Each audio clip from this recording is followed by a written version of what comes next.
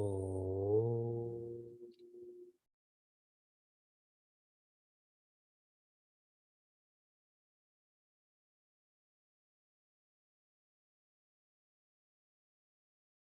Oh.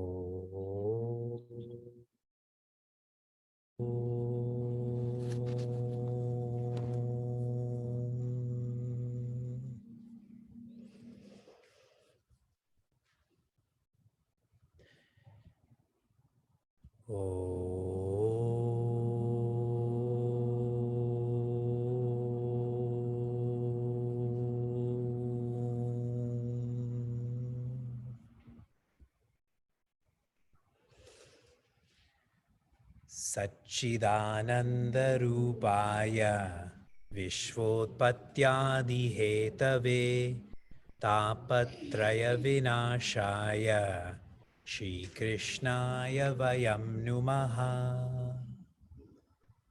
I'm checking in. You can see me? All fine?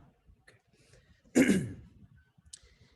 Janmadyasya yatonvayaditarataschaarteshvabhignaswarat Tene brahmahridaya adikavaye muhyanti yatsurayaha Tejo vari mridam yatha vinimayo yatra trisargo mrsha Dhamna svena sada nirasta kuhakam satyam param dhimahi Dharma projita ketavotra paramo nirmatsaranam satam Vedyam vastavamatra vastu shivadam tapatrayonmulanam Srimad Bhagavate Mahamuni Krite Kim va Parerishwaraha Sadyo Hridya Varudya Tetra Kritibihi Shushrushubistakshanat. Hari Om and greetings from Niagara Falls. In the Ramayana, Rishi Bhushundi teaches what sadhanas or practices one should engage in based on the time of the day. He shares, our initial sadhana should be dhyana. In English, contemplation. When one cannot sustain that for more, this should shift to japa. Japa is chanting, asking for help. When one cannot sustain this more, then one should engage in puja. It's less about serving and seeking, it's more about singing. You're moving your hands and so on. When that cannot be sustained, then one should engage in kata. One should listen, actively listen to the divine. When we were living in the ashram, Puja Swami Tejo Mayananda created a similar schedule for us students. In the morning, our day began at 5:30 a.m. with dhyana. Then our study shifted to the Upanishad, then to Bhagavad Gita, and then to Ramayana. I'm sharing this with everyone because both Rishi Bhushundi and Puja Swami Tejo Mayananda are teaching us to always be engaged in sadhana. Sometimes more intense, sometimes less intense, but to engage in sadhana. Is that clear to all, what I've just shared with you? I see a lot of staring happening. I don't see a lot of nodding happening. We are celebrating Navaratri. And the more I learn about Srimad Bhagavatam, the more I learn about Bhagavati Devi, the more I realize that people don't know what Navaratri is. People are partying. They're not celebrating. We're celebrating Navaratri. Navaratri is about integration. And for those who are connecting to meaningful mornings, how Bhagavan Krishna has shared, take the sankalpa to be a sadhu. This is all directed to us committing to not falling further. That we will not allow ourselves to fall, to devolve. That is our first commitment. And a related commitment that we will rise. We will climb as we are. Are you taking this sankalpa during Navaratri? Are you taking this sankalpa with chapter 9? In the 11th skanda, the 6th adhyaya, Rishi Uddhava shares with Bhagavan Krishna, living is only meaningful because of you. No you, no meaning. And he shares this even for average people. Without you, life is insipid, which means instinctive. There's busyness.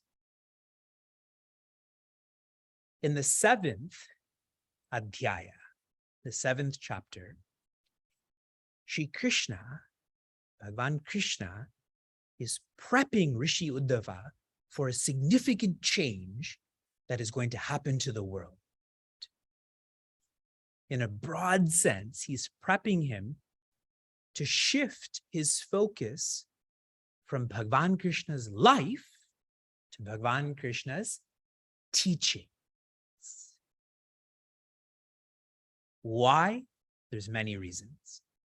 Bhagavan Krishna has stated when he becomes unmanifest, Kali Yuga will commence. A period of extreme disintegration will commence. People will say one thing, but will do another thing. The opposite of integration is dharma. I said that wrongly. The opposite of disintegration is dharma. With Bhagavan Krishna being present, there is dharma. With Bhagavan Krishna not being present, dharma will be expressed, dharma will be invoked through the Shastra. In our culture, our Shastras are given the most importance. That's why there cannot be a celebration. There cannot be a ritual without the Shastra. If there's not, that's not there. As I mentioned, it's not celebrating, it's partying. When we think of Ramayana again, what is shared about Bhagavan Rama is that when he was present, he liberated thousands. When he became unmanifest, he liberated millions. How so? People chanting Om Ramaya Namaha, people referencing the Ramayana. The teachings of Bhagavan Rama, Bhagavan Krishna are more universal. We're accessing that right now. We can also access Bhagavan Rama and Bhagavan Krishna, but maybe we're not ready. The teachings we can access. A further point of this prepping is about what's going to start now, which is the Avaduta Gita. In the Avaduta Gita, there is a learning from so many directions. And the point being here is those who are learning from teachings, they start to learn from all of their experiences. Those who only learn from a guru who makes you only learn from him or her, then one will not learn from all of their experiences. It's really another form of attachment. And the final prepping is that Rishi Uddhava is known as Bhagavan Krishna's Utsava Murti. Bhagwan Krishna's Utsava Murti. Do you all know what an Utsava Murti is? Okay. Here at Chinmaya Dhara, we have a Achala Murti, which means an icon that doesn't move. Our Bhagwan Radha Krishna is heavier than you are. And Bhagwan Radha Krishna technically is cemented into the pedestal, which is built into the floor, which is built into the foundation of this ashram. You can't move it, okay? But in front of Bhagwan Krishna, Bhagwan Radha Krishna, we have the Chala Murti, also known as the Utsava Murti, which do move. We have brought these murtis to many people's homes here as an example. So Bhagwan Krishna is sharing, I'm going to be Achala. I'm going to be unmanifest, but I'm teaching you, Rishi Uddhava, you will be my ambassador. You will be my Chala Murti. Clear here in Niagara, clear in Fairfield, Cleveland. Is this all making sense? They're so far away. I'm just going to infer that they're nodding right now. Bhagwan Krishna begins his teachings, and these are, I don't want to use the word dense, these are subtle teachings. And the more subtle a teaching is, the more transformative it can be. Like me telling you, okay, don't eat sugar. That's not a very subtle teaching, correct? It's quite a gross teaching. But if the teaching is, don't overthink. See how much subtler that is? How much more transformative it is? I know you're wrong. We don't overthink in class, Vivekji. We don't think at all. You just, Kata, you told us to just listen. Bhagwan shares, Rishi Uddhava, you should attach to me. As in, you should attach to Bhagwan. To do so, you have to detach from all else. From your individuality, family, community, society, humanity, to only attach to divinity. Why? Because everything below divinity is going to change. It also will become unmanifest. Divinity doesn't change. Your grandparents' divinity, your parents' divinity, your divinity is the same. Your grandparents' society, your parents' society, your society is not the same. And Rishi Uddhava shares, only you, as in Bhagwan Krishna, can teach me about detachment and attachment because you're the only one who is detached. All else are attached. They're not practicing this. How can they make this practical? You're the most detached. Your whole family is selfish and you're ready to let them go. You're practicing this so you can make this practical. Bhagwan's first and foremost teaching in the Uddhava Gita, all that we perceive is Maya. Now, for some, that's abstract. So here's another word. All that we perceive is magic. Not the good magic, the bad magic, okay? Bhagavatam, that's magical. All that we perceive, magic.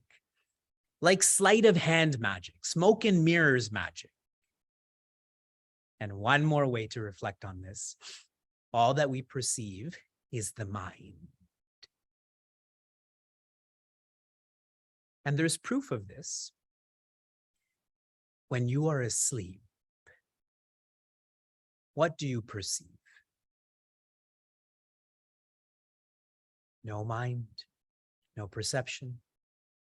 If there is a mind, there is a perception. This is called the law of inconcomitance. Please research that, the law of inconcomitance. Right now in Niagara, our crew is here. You can see that everyone is sitting in the Niagara ashram. As a surprise to our crew, I find that they don't engage in enough tapa. So I facilitated this by taking all to a haunted house last night. And there was a lot of screaming and crying and so on. And by the time that we had come home, I think I may have gone to sleep at 11 o'clock p.m. And then my alarm was set for 4 a.m. because this morning we had all completed our half marathon. I completed my half marathon. What they were doing, I don't know if they accurately counted how many laps. I think they were doubling their laps. When I woke up at 4 o'clock, I felt like it was 10:59. An entire 5 hours felt like it passed in 5 seconds. You all feel that about class, right? Vivekji says Om and then an entire hour passes away. And my point is that my mind was not there when I was sleeping, so there was no perception of time. So what is all that we're perceiving? It is the mind.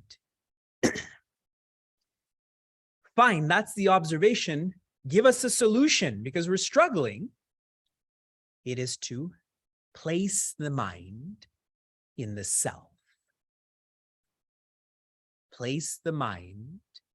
The self is divine. The self is infinite. What will happen then, when the mind is in the self, it knows, that's knows with a K, knows the illusion. If you know the illusion, you're never deluded then. Coming back to that haunted house, I never saw any kids there. Suppose we took our children there. They don't know that these are just actors. They don't know that all of this is just decoration.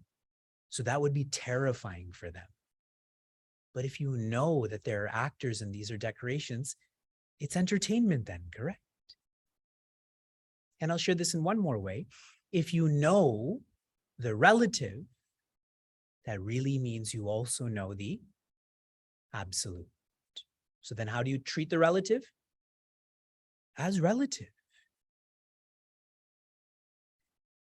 That is the main teaching that I'm coming back to the words I shared with you last week.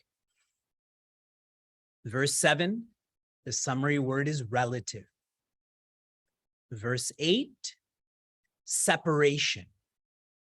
There's a separation between the relative and the absolute. Verse 9, direction. Direct the relative to the absolute. Verse 10, what will you feel then? You will be joyous. Verse 11, those who are joyous are free. And verse 12, those who are free are peaceful.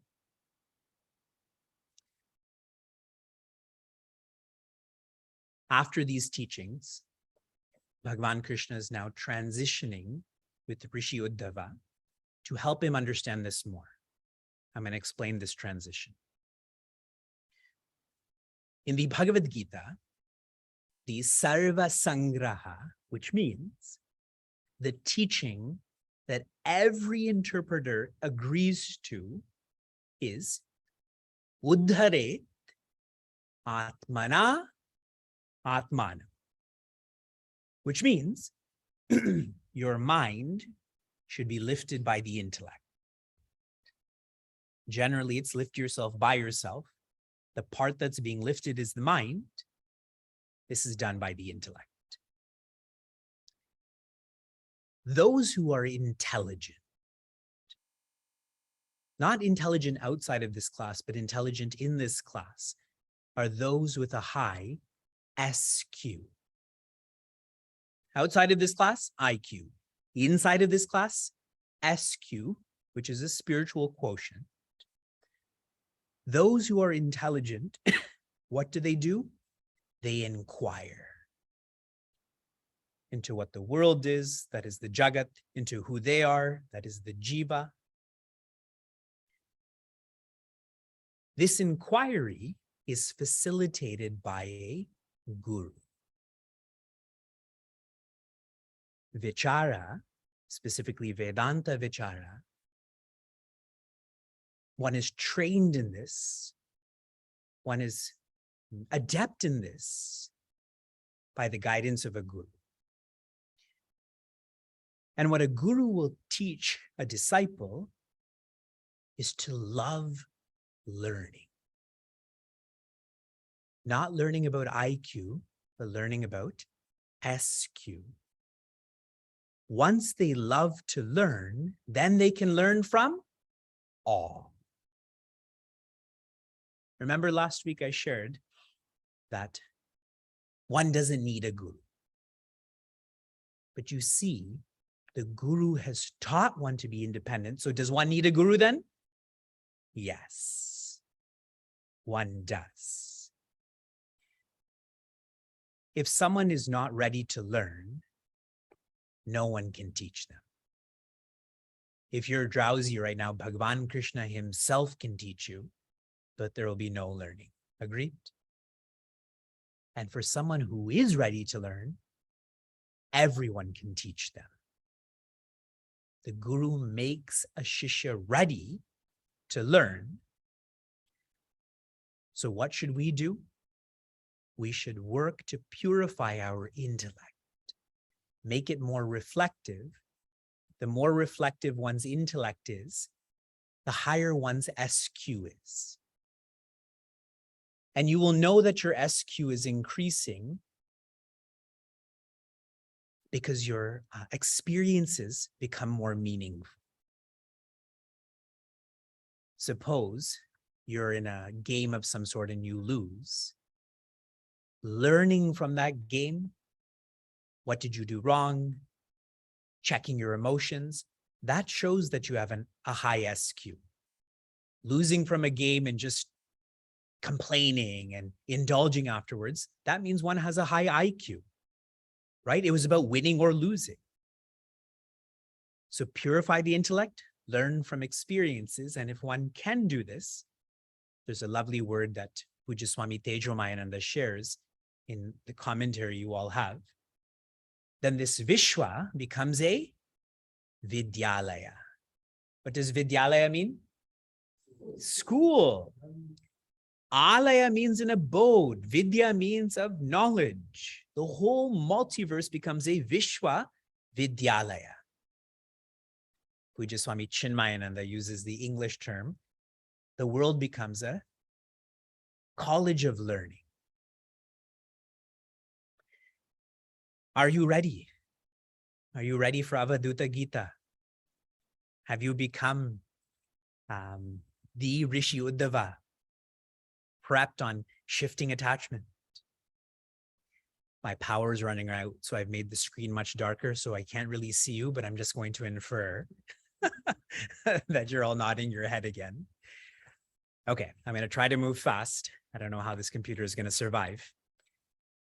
I'm still in the 7th Adhyaya. I'm in the 30th shloka, and I am checking in with the team to eventually supplement my computer soon. This is Raja Yadu, who is speaking to Rishi Dattatreya. How many of you have heard of Rishi Dattatreya before? Good. Here's your original source content. I think it's so special because we casually know these matters, but now all of it is being verified. You know, like those PayPal verified or Visa verified. This is with the stories that we all know. So Raja Yadu is speaking to Rishi Dattatreya, chapter 7, verse 30. Tvam hi naf prichatam brahman atmanyan ananda karanam bruhi sparsha vihinasya bhavata kevalatmanaha. Raja Yadu is wandering around in a jungle. And in his wanderings, he sees this incredible being. This being is shining outwardly, and he can tell this being is shining inwardly. This is what he asks. "O Holy One, kindly tell me what is it that fills your heart always with joy? Though you are without any object of sense enjoyment and are companionless and alone." If we see someone alone, we think that person's a loser. This actually shows the greatness of Raja Yadu. That this person has nothing, yet he can sense that this person is everything. So now some of the more transition details. Bhagavan Krishna is explaining to Rishi Uddhava that I've taught you to learn from anything, everything, and anything, so you don't need to depend on this name and form. And now he's sharing precedent for that. He's sharing a historical example for this. That way, Rishi Uddhava can relate to this more. I have found myself doing this in terms of answering people's questions. When people ask a question, I'll always tell them a story relating to the Shastra or Puja Swami Tejomayananda. That way, there's that sense of precedent or the history, or they can relate to that. Sheila tells me I shouldn't do that. She says, why don't you just answer the question? But I feel like this is the right way to answer the question. You have to prep the student for the answer. Some details about Raja Yadu. I shall let you know very soon. You can kind of keep it here and then I'll make that transition. Yes? Some details about Raja Yadu is the purpose of his life is dharma. But he doesn't know how to go past dharma. What's past dharma? Brahma, as in independence, infinitude. He doesn't know how to, but he wants this. That's why he notices that Rishi Dattatreya is special. And he prostrates to him, showing his humility, showing his readiness to learn, and then asks him, why are you happy? Whenever we see someone who's happy, we say it in a very different intonation. Why are you happy? His is a, why are you happy? We're in the same chapter. We're moving on to verse 38. 738. Rishi Dattatreya is responding to Raja Yadu.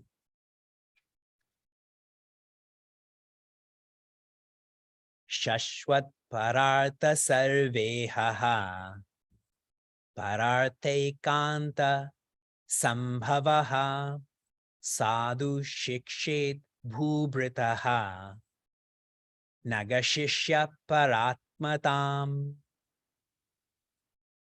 He shares, I have learned from lots. Out of the lots, my first teacher is, and I love this, Prithvi. How special is that? That the first teacher of Rishi Dattatreya is Prithvi. I'm going to read it in English. I'll elaborate a little bit. For a spiritual aspirant should learn from the mountains of the earth and the trees on them to strive unselfishly for the good of others and find meaning of his existence in such striving. Becoming a disciple of trees. What an amazing thought. All of our Prithvi Seva Sangha team, that would be our new motto, becoming a disciple of trees. He should live for others. Elaborating some. In an earlier shloka, Rishi Dattatreya tells Raja Yadu, I have only learned what I need to from these different teachers. And the point is, all of his teachers, they are relative, which means they're not perfect. I'll give you an example of what I'm trying to share. One of the teachers is the ocean. When I was teaching this to some children back in the day, I had shared, we should learn from the ocean to absorb without being inflated or deflated. As soon as I said that, what did every child do? They had their hand up. Why? They said, Vivekji, ocean levels are rising. And they're right. They're fully right. See how Sanatana Dharma is affected by climate change.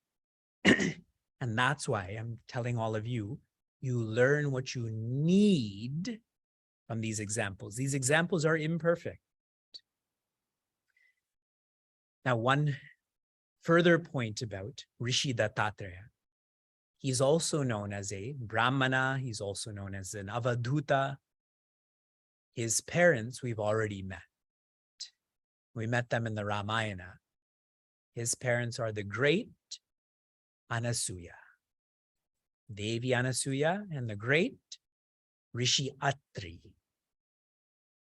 They're the best of the best, and he is even better. He's the combination of this. The virtue, let me change the word to value, that is to be learned from the earth is acceptance. Acceptance. In this section, I'm going to share 24 values that we are to practice so they become our virtues, like that of Rishi Dattatreya. Acceptance. This is so obvious. We torture our earth, yet here we are, sitting in a stable way. We're still eating and drinking and breathing. She accepts us. Rishi Dattatreya gives an example of this. He says, for a seeker, they should always follow the path to the sought, as in to independent joy, even if they're being attacked. They should not waver from the path, even if attacked. He's giving this example physically because he's living in the jungle. For all of us, our attack doesn't come physically, but emotionally. Our families holding us back, people's misexpectations of us, and so on. That just because everyone else is not following the path, if everyone else is not engaged in self-development, we should not waver from that. And the only way not to waver from that is to accept others. Our families have their own vasanas. Organizations have their own purposes. To accept. Then we will keep on striving. So that is the main value. This further value that I just read to you is service. Trees are an icon of service.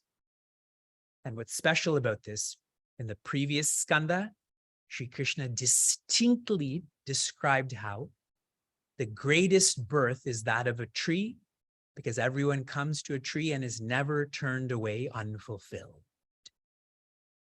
Now the same is being shared here. Who are we to critique this? Who are we not to follow this? Interesting. Yes, so interesting. What can be more interesting than learning about values? Values lead to being joyous. So that is the first. We have 23 more to go. Who knows when we'll finish this? We've already been together for 140 hours. What's another 23 more hours, right? Oh.